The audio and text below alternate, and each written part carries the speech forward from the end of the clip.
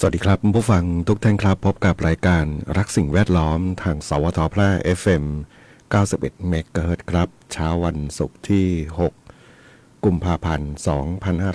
2569อยู่กับผมแสวงเป้าเพชรเป็นผู้ดำเนินรายการครับกลับมาพบกับท่านผู้ฟังกันเหมือนเช่นเคยครับนะเริ่มต้นกัน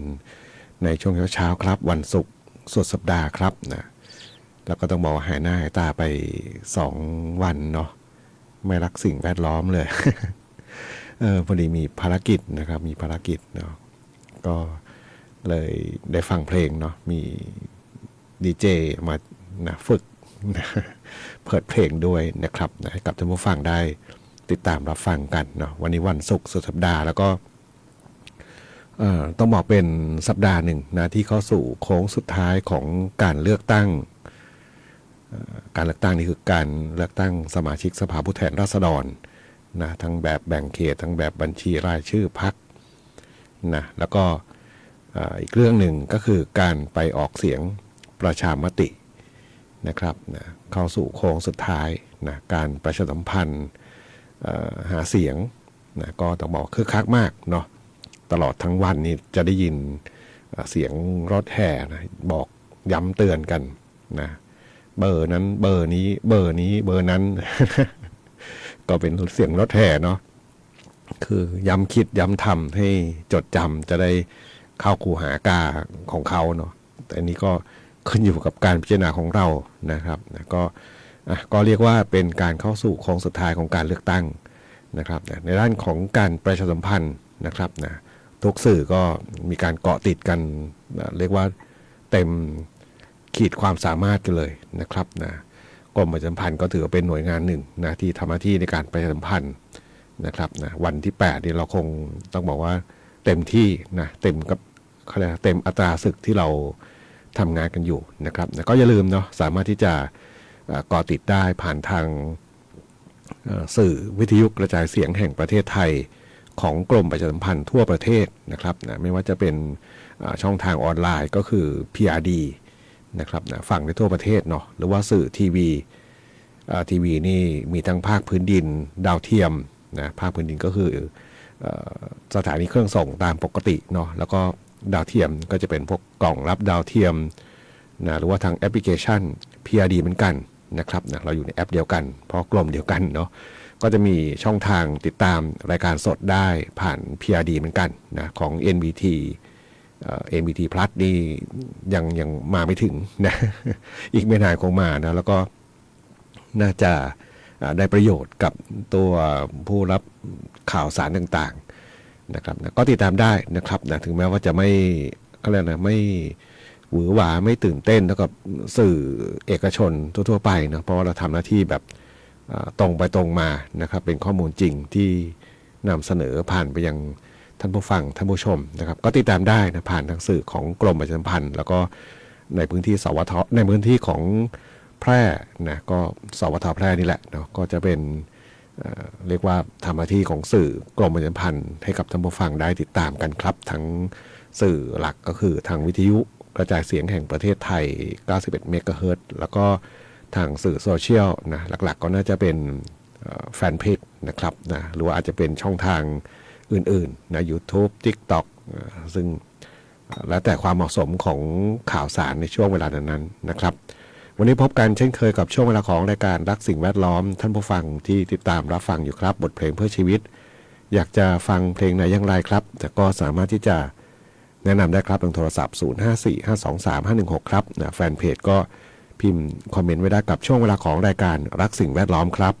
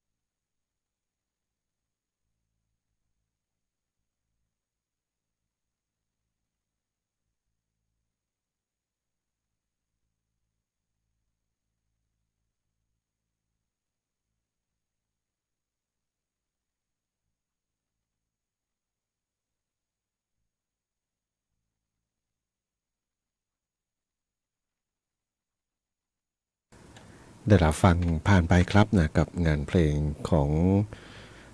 วงมาริฮวาน่านะครับนะกับงานเพลงแดดสุดท้ายครับส่งมอบเป็นความสุขสำหรับท่านผู้ฟังที่ติดตามรับฟังรายการรักสิ่งแวดล้อมทางสวทแพร่ FM 91 เมกะเฮิรตซ์ครับนะสิ่งเรื่องของสิ่งแวดล้อมนะครับบ้านเรานี่ปัญหาหลักๆก็ฝุ่นควันแหละเนาะแล้วก็มีอยู่ช่วงเดียวนะมีอยู่ช่วงเดียวแต่ว่าเป็นระยะเวลาที่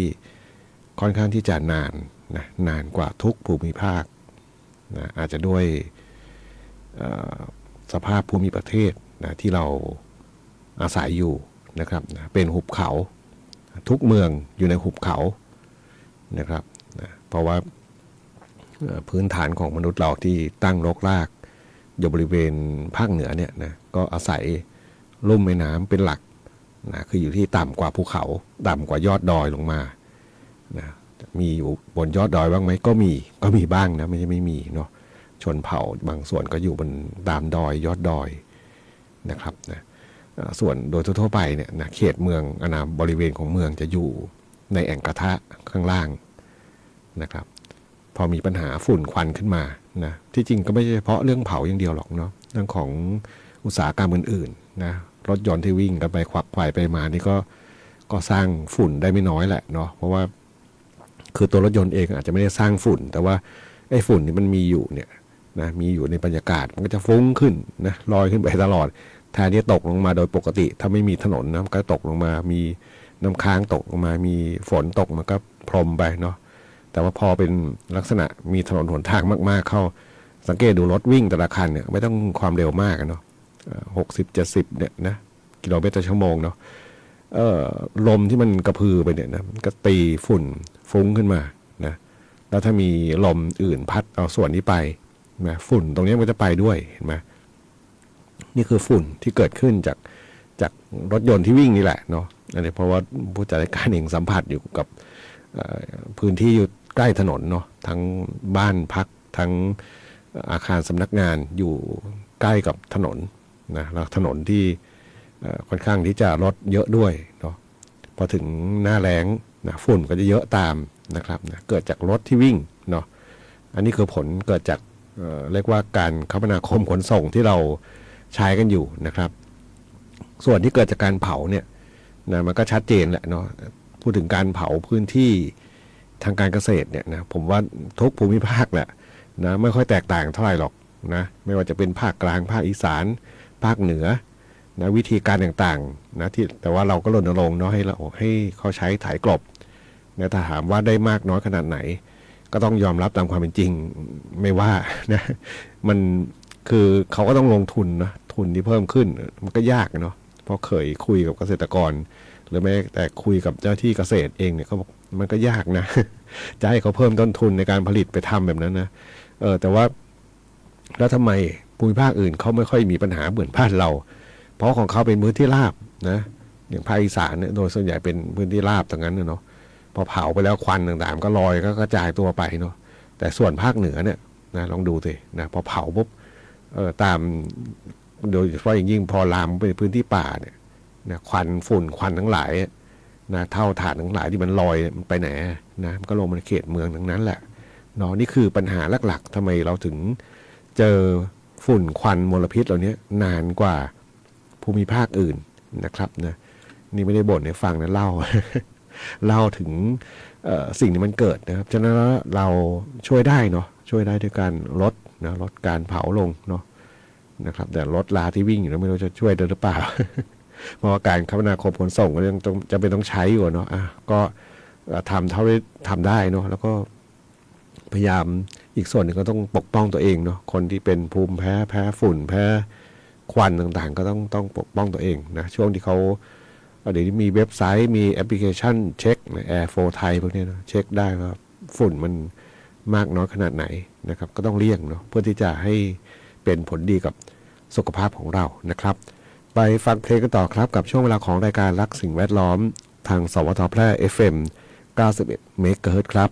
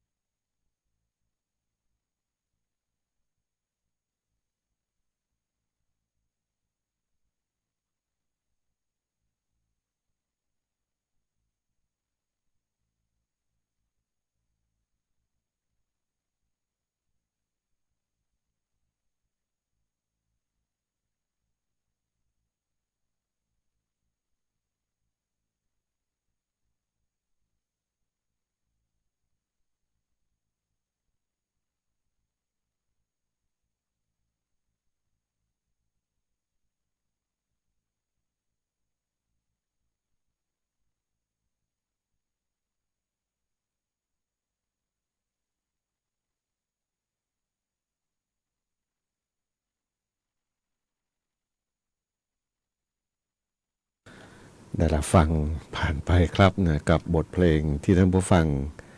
ถามถึงเข้ามาครับนะชื่อเพลงนรกคอร์รัปชันนะเป็นเพลงเก่าๆของคาราบาวนะอัลบั้มวิชาแพะนะถ้าจำไม่ผิดชุดนี้นะนรกคอร์รัปชันนะโกหกนั้นตายตกนรกเนาะนะถ้ามีจริงเป็นจริงเนี่ยนรกคงผมว่าไม่วุ่นวายนะก็บอกเคยมีเพลงเพลงเพิ่มพรมแดนไหมเนาะไม่แน่ใจนะคือนรกมีคนเยอะไงมีแล้วก็ช่วยกันทำเนาะสวรรค์มีคนน้อยงานหนักนะก็เป็นบทเพลงหนึ่งนะให้แนวคิดวิธีคิดบางอย่างนะสื่อออกมาเพลงของนาเล็กเนาะใช้คำนาเล็กแล้วกันคนรุ่นน้าผมนี่แหละปีชาชนะภัยเนาะก็มักจะเป็นแนวผมว่าเขาเรียกจิกๆเนาะประมาณเน็บแนมบ้างไม่ค่อยเน็บแนมนะแต่ว่าจะเป็นแนวตลกแล้วก็แฝงไว้ด้วยวิธีคิดและบางอย่างนะครับก็ขอบคุณผู้ฟังนะที่ติดตามรับฟังแล้วก็ถามไถ่บทเพลงเข้ามาในช่วงเวลาของรายการรักสิ่งแวดล้อมทางสวทแพร่ FM 91 เมกะเฮิรตซ์ครับนะพูดถึงการเลือกตั้งนะครับนะนี่แหละเนาะวันอีกเท่าไหร่วันกว่าๆเนาะต้องใช้คำว่าวันกว่าๆแล้วเพราะว่าวันพรุ่งนี้วันที่7นี่วันเสาร์เนาะวันที่8นี่วันอาทิตย์นะครับนะก็ต้อง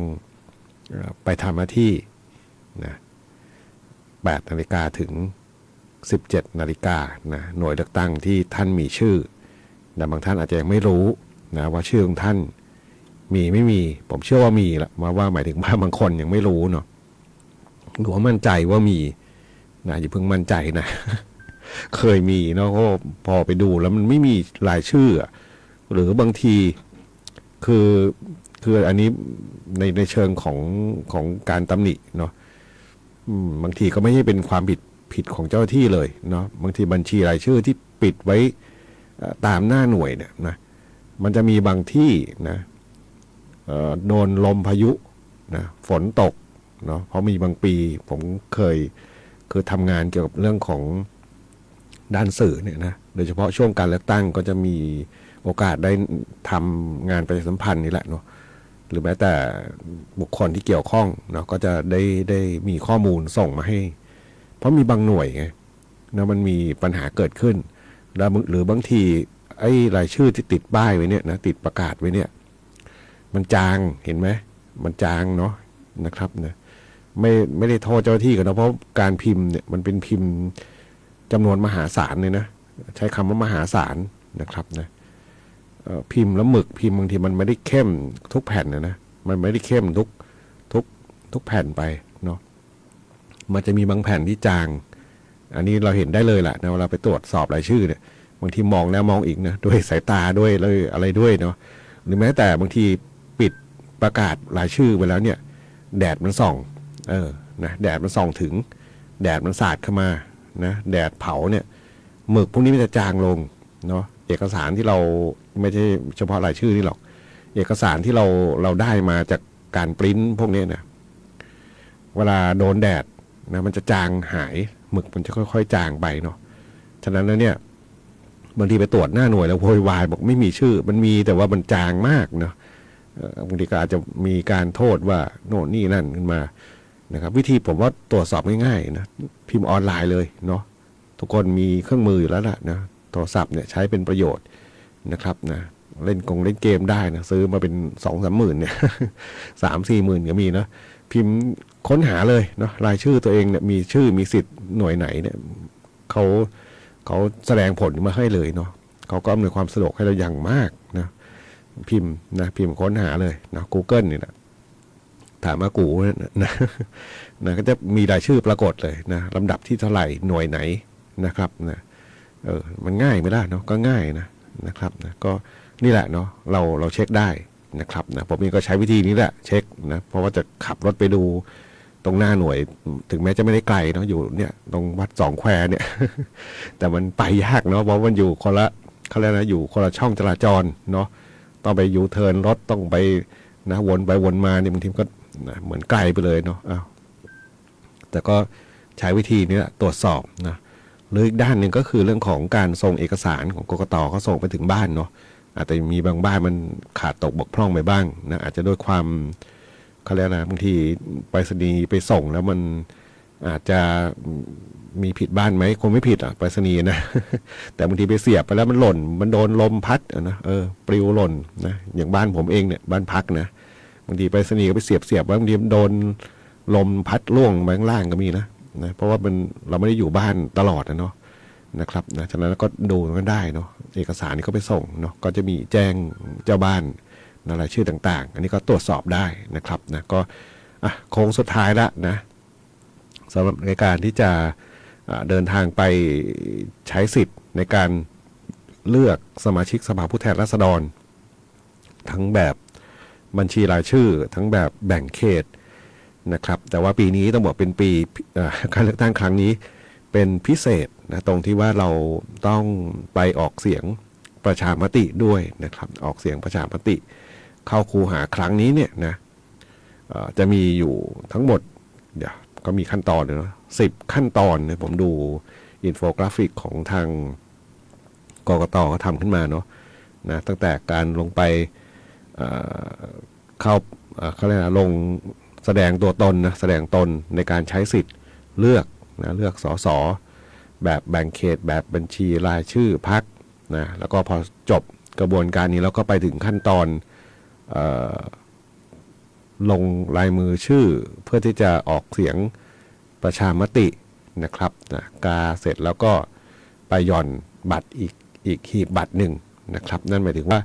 ครั้งนี้เนี่ยเราต้องหย่อนทั้งหมดบัตร3 ใบเนาะแต่ว่ามันต้องเดินไปเขาเรียกนะเป็นเส้นทางวงลักษณะวงกลมเนาะกว่าจะออกมาจากคูหาการเลือกตั้งนะครับอาณาบริเวณตรงนั้นเนาะก็ทำหน้าที่ของท่านให้ครบถ้วนเนาะส่วนเงื่อนไขอะไรอื่นๆนะความผิดไม่ผิดอย่างไรห้ามโน่นนี่นั่นนะเพราะมันเป็นพื้นฐานที่ประชาสัมพันธ์กันมานานแล้วเนาะห้ามฉีกบัตรห้ามทำเครื่องหมายอะไรที่มันไม่ใช่ถ้าเครื่องหมายผิดอย่างอื่นนี่มันจะกลายเป็นบัตรเสียเนาะหรืออะไรประเภทฉีกบัตรที่เคยเห็นข่าวบ่อยเนาะเพราะว่าด้วยความบางคนก็ด้วยความไม่รู้นะว่ากาผิดไปแล้วมันไม่สามารถแก้ไขได้นะจะไปกาอีกเบอร์อีกอันนึงมันจะกลายเป็นบัตรเสียนะแล้วก็ฉีกทิ้งเพื่อจะอยากได้อันใหม่อย่างนี้ก็กลายเป็นความผิดนะครับอันนี้ก็ต้องทำความเข้าใจแล้วก็ทำให้ถูกต้องเนาะนะครับนะเชื่อว่าทุกคนมีความตั้งใจอยู่แล้วล่ะในที่จะเข้าไปทำหน้าที่กันนะครับนะก็อย่าลืมเนาะวันที่8 กุมภานะเข้าคูหากา3 ใบนี่ที่ผมเห็นเขาทำอินโฟกราฟิกไว้นะครับการออกเสียงการเลือกสสและออกเสียงประชามตินะครับนะก็เป็นอินโฟกราฟิกของทางสำนักงานคณะกรรมการการเลือกตั้งที่เขาจัดทำขึ้นมานะครับเป็นที่จริงก็เป็นความเข้าใจง่ายๆแหละเนาะนะครับแต่ว่าเราก็ต้องไปทำหน้าที่ของเราให้ครบถ้วนนะครับแล้วก็อย่าลืมเนาะวันที่8ก็อย่าลืมติดตามข้อมูลข่าวสารผ่านทางสื่อของกรมประชาสัมพันธ์ครับวันนี้รายการรักสิ่งแวดล้อมทางสวทแพร่ FM 91 เมกะเฮิรตซ์มาถึงช่วงท้ายรายการครับคงต้องนำรายการท่านผู้ฟังไปก่อนพบกันใหม่ในสัปดาห์หน้าวันนี้ขอความสุขความโชคดีจงมีแด่คุณผู้ฟังทุกท่านสวัสดีครับ